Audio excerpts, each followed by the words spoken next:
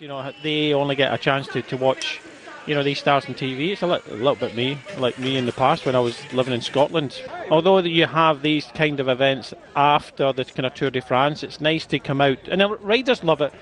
The riders initially were a wee bit like, you know, what's this all about? But they get into the culture, and an event that will be hotly contested by some. You know, these show events, I've ridden a few in the past, not easy at all to put on a show, but you know, these riders will. It's a good opportunity for the fans. You know, it's good for the local fans to get involved, and it's not just this race. As we've seen from the kind of highlights, it's a whole festival of cycling that they've got here in Belgium and Singapore. So we are off for one neutral lap of the 3.2 kilometre circuit. Talking about looking for any opportunities today to attack and get up the road. As you say, this is a demonstration event. That's what I mean. We don't know. But there is a general script. It's not like you go to the theatre, you see a show, and you know everybody's, you know, entrance and exit and all this sort of stuff. You know what to say. When I was a little bit annoyed with Simon, but afterwards, to see what it really meant to him and see where he was at the end of last year and what he did, it was absolutely amazing to see. Well, as we watch the yellow jersey, Jonas Vingeagaard on the front there of a little sneaking move which is edging its way clear. Vingeagaard just sort of doing a little bit of a, well, come on then, if you're not going to go, I'm going to go.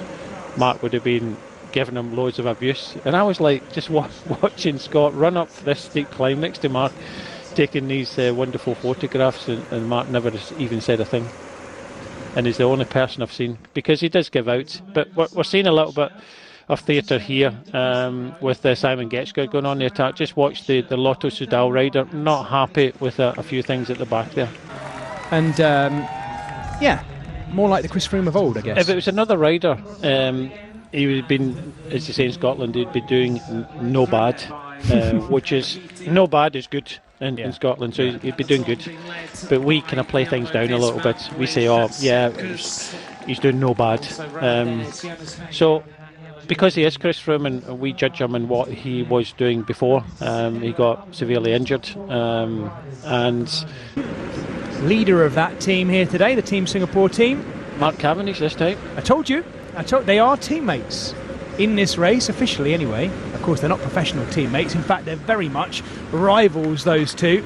We look back to that incredible 2021 Tour de France where Mark Cavendish won the green jersey in 4 stages. On so many of those stages, it was this man, Jasper Philipsen, who was finishing second to him. This is the final points classification sprint point. Cav is readying himself for it. Jasper Philipsen doing the duties. There we go. What a wonderful lead out. I still don't quite understand this, O'Brien, because I don't have this down as a sprint point. And again, that's Florian Vermeersch there. I'm just rolling with it. No, it makes me very tense. I like to know what's going on. They're messing with my mind, these right. It's Cav. He's doing it again. Well, certainly my road book has no sprint down with 7 laps to go, but Cav's road book does, and that's all that matters. And he's looking good. He's looking good, although it seems to be, once again, Lotto Soudal who are content to try and mess things up for him. Florian Vermeersch. So, all back together. Mark Cavendish on the back wheel of Max Walscheid. Ideal lead-out man, you'd say, for Mark Cavendish, although I'm not entirely sure what Cofidis are doing. They've done an awful lot of work to bring it back. So now setting up something here. Tom Bowley continues to drive. Walscheid behind him. Mark Cavendish just behind him as well. And a nicely strung out peloton as we go into the last few laps now. But what is the final twist? That's the question. Yeah, absolutely.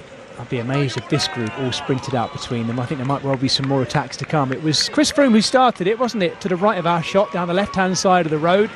Jonas Vingegaard quick to jump onto his wheel, and Vincenzo Nibali's 5 riders looking now like they're going to be the end game. 1 lap to go, the bell being rung. 3.2 kilometre lap, and that is the official Tour de France bell, I'm pleased to say, as you can see. I think that's the most enthusiastic bell ringer I've seen. I've seen some, I must admit, in my time working live down at the roadside, I've been stood next to some incredible bell ringing, the likes of which is still ringing in my crushed eardrum as I speak. But you're right, that was very enthusiastic. I love it. Jonas Vingegaard is going. They've just gone under it. There's the Flamme Rouge. Vingegaard is attacking.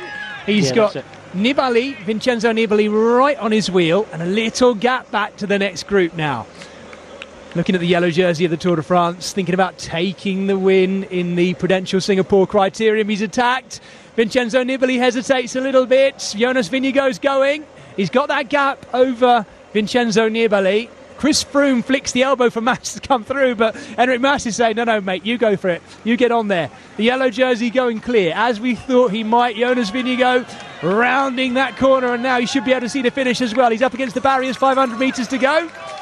And we're just looking to see whether Vincenzo Nibali can close this gap down. He's had a little look round to Froome, looking for some help, but the yellow jersey's riding clear and being made to work hard for it as well. Vincenzo Nibali trying to close up. Simon Geschke, having been the late attacker, and now distanced. And the yellow jersey, winner of this year's Tour de France, has 100 metres to go in a real celebration of the yellow jersey. The crowds have got what they wanted. This year's winner of the Tour de France, Jonas Vingegaard, the Dane, takes the win in the first ever Singapore Criterium by the Tour de France. Well, we were saying earlier, it's not easy. Looks like Jasper Philipsen is going to win the bunch kick. Or is it? Close one in the end. Mark Cavendish up there, so show right to the end. But yeah, that's what the fans came to see. They came to see the yellow jersey, the Tour de France.